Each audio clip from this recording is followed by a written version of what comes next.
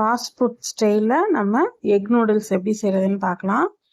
ஒரு கடாயில் நிறைய தண்ணி ஊற்றி கொதிக்க வச்சுக்கோங்க. அதில் 1 டீஸ்பூன் உப்பு, 1 டேபிள் ஸ்பூன் எண்ணெய் ஊற்றி அது நல்லா கொதி வந்ததும் நான் வந்து ஒரு 3 பாக்கெட் அளவுக்கு ஹக்கா நூடுல்ஸ் சேர்த்து அதை வேக வச்சு நல்லா பச்சை தண்ணியில் அலசி எடுத்து வச்சுக்கிட்டேன்.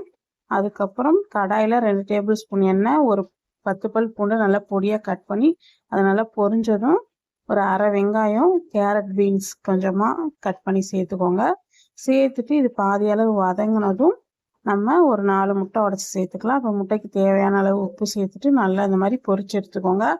இப்போ நம்ம கேரட், பீன்ஸு, முட்டை எல்லாத்தையும் ஒன்றா கலந்து விடலாம். கேரட், பீன்ஸ் வதக்கும் போதே உப்பு சேர்த்துக்கோங்க, காய்க்கு தேவையான அளவு உப்பு.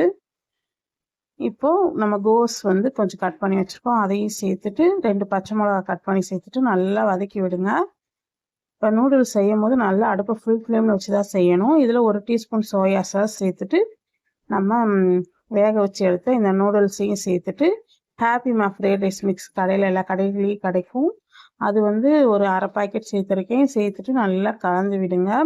கை விடாமல் ஒரு நிமிஷத்துக்கு நல்லா அடுப்பை ஃபுல் ஃப்ளேமில் வச்சுட்டு தான் கலக்கணும். அப்போ தான் வந்து நமக்கு வந்து ஃபாஸ்ட் ஃபுட் ஸ்டைலில் நல்லா கிடைக்கும் அந்த டேஸ்ட்டில். அப்புறம் 1 டீஸ்பூன் அளவுக்கு மிளகுத்தூள் அதையும் தூவிட்டு நல்லா கலந்து விடுங்க. இன்னும் ஒரு நிமிஷத்துக்கு நல்லா புகைய நல்லா கலக்கணும். அப்போ தான் நல்லாயிருக்கும். அப்படியே சுட சுட நம்ம டொமேட்டோ கெச்சப் கூட சர்வ் பண்ணலாம். இல்லை சில்லி சிக்கன் இது கூடலாம் வச்சு சாப்பிட ரொம்ப சூப்பராக இருக்கும். கண்டிப்பாக ட்ரை பண்ணிவிட்டு எப்படி இருந்ததுன்னு சொல்லுங்கள். தேங்க்யூ.